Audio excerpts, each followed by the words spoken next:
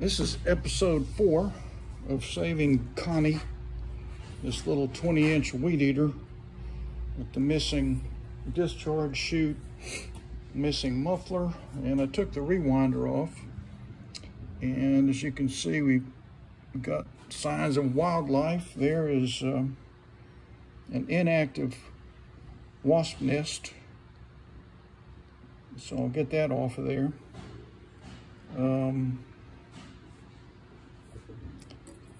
That seems to be working okay. That's the air vane. But what we're going to work on today is the muffler. So let's go around this way, and I'll show you how these can be a problem. The muffler is gone, but what is left is the center of the muffler is still there and still screwed in. So there's no way to install a replacement muffler without getting that off. So we're going to get that off today. And let me set this guy in the holster so you can see everything. Let me get that bucket out of the way. Now what I use to get that off is they're often in there pretty tight. Been on there a long time, that kind of thing. Is some big channel lock pliers. So let me go over here and get that.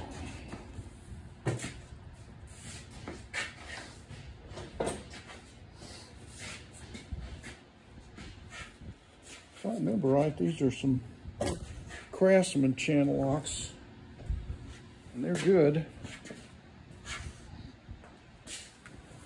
They adjust however width, it kind of wiggles down, you know, that kind of thing. So you can get down pretty low to where I can grab that, maybe a little too far. And I'm going to see if I can grab the edge of this thing, get it off of there, and unscrew it, because it screws in. And sometimes there's not much to grab. So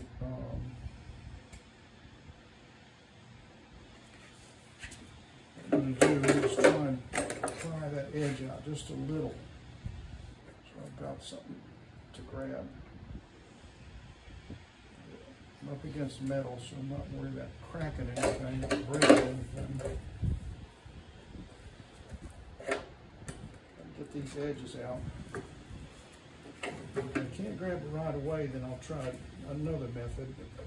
See if I can grab this thing.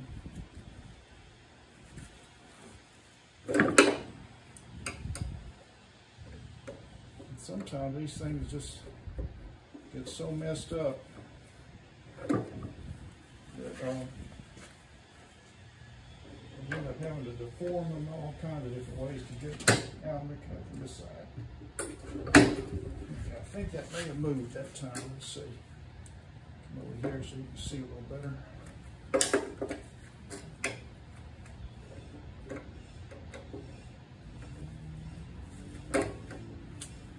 Grab. Try on a little bit more now. Sometimes it'll take a few minutes. And if you're going to put a new muffler in here, you got to get this, what's remaining of the old muffler, out of there. And like I said, it's screwed in. Now Briggs & Stratton also has some pre-drilled holes where if you got this out, you could put the other kind of muffler in.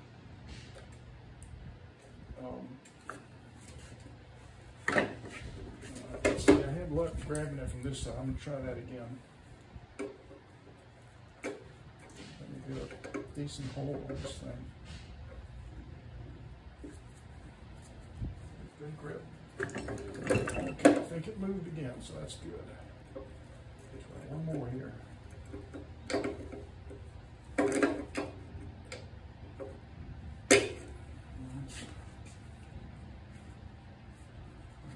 I'm going to try this side now. There we go, look at that. Let's turn it out.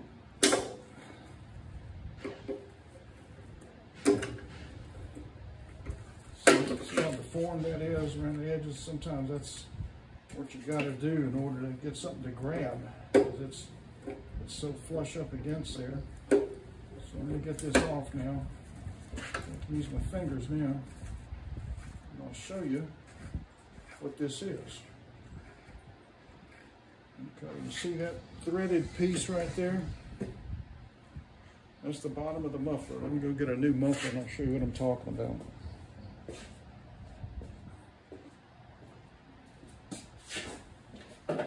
Actually, it's not a new muffler because very few of my parts in saving these old mowers are new.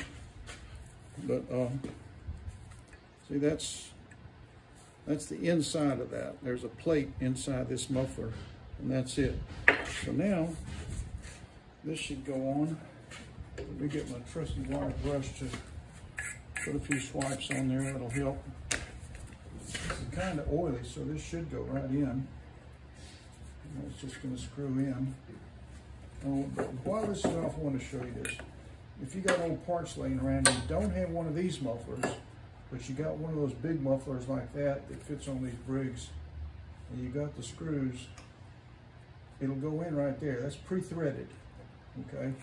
So it takes either one. And we're going to put the kind that was on there originally. Make sure I'm not cross-threading it, so that's going in pretty good. All right.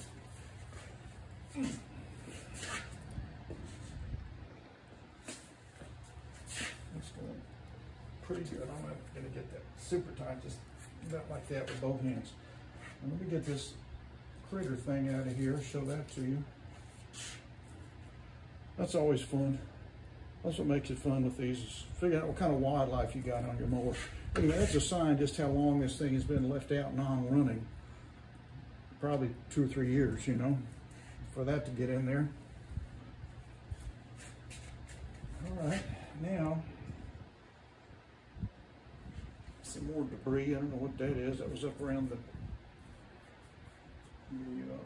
nut that holds the starter cup on. Get some of that stuff out of there. That's too big. Let me try this. Need to get enough of this out because I want to look at that flywheel key, make sure it's okay. Got to at least get enough of that out of the way or push to the side where that socket will fit on there. So let me go get that. Put my earplugs on because this impact wrench is loud. Got my engine brake on, so that's good. So that impact will pick up against. I'm just looking. I always like to do this when I've got the rewinder off. I'm trying to figure out everything that's wrong because sometimes these things will be messed up. That sheared flywheel key. I think that's on there. All right. Take that off. Let's take a look here. All right, that looks pretty good. Flywheel key is where it's supposed to be. Yay! I'm gonna have to take the flywheel off. Dump that trash out of there. I want to reinstall it. That's good. Of course, the shiny part is going to be on the bottom. That's where the painted part is. That's up top. The shiny part is what was down. Put it back the way it was. Get that started a few more turns with my hand. Let me get this on here.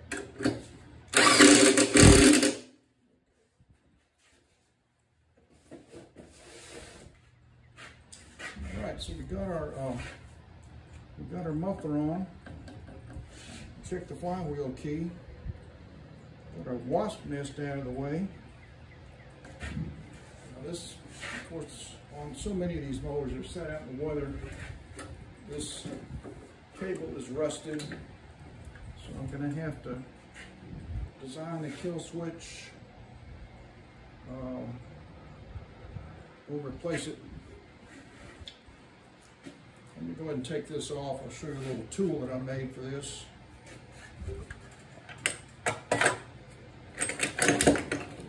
1/4 inch.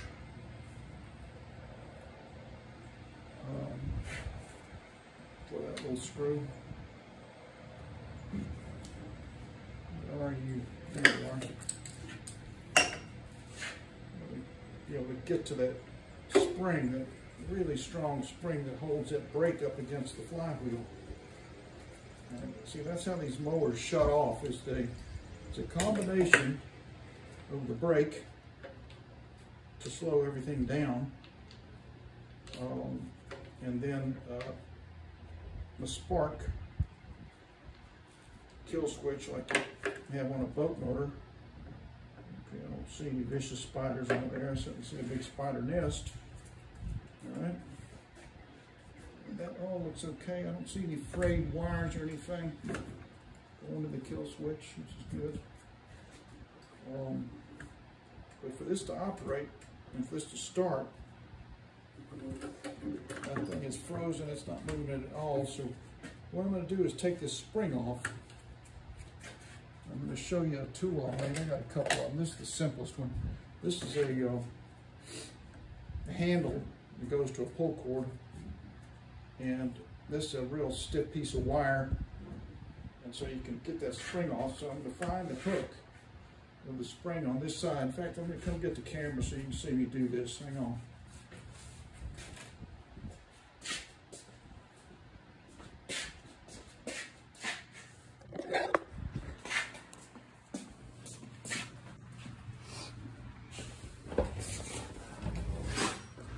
Okay. That's a very strong spring right there.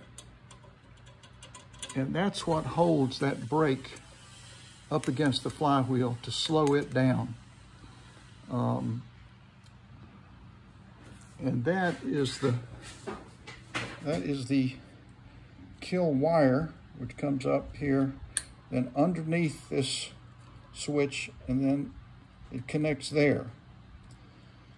And once I get this brake off, you'll see how this thing operates, or I mean, once I get this spring off.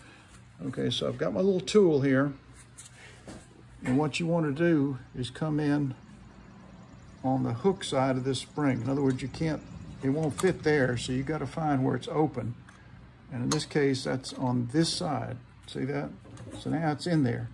Now say, now I can pull this towards me and pop it down. I'm going to try and do that now. There we go. And trying to do that with pliers, I don't recommend that. So you hurt your knuckles, it slips off a bunch of times because it's a very strong spring.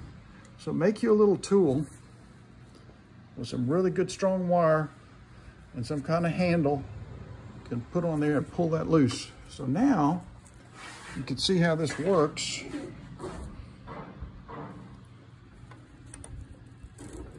See that? Okay, so here the mower's running. It's running, it's cutting grass. And then when you let go of that handle, if this cable wasn't all rusted, this would just fly closed and touch that right there. And once that touches, that kills it because there's the kill wire. So that's the switch.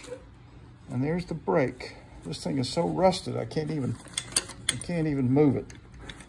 But at least the brake's not on, and I can turn this down. The spark plug's out, so there's not going to be much compression. And everything seems to be, you know, doing what it should. So I've got that off. All right, now we're going to take a pause now, and we'll come back and do episode 5 and continue this.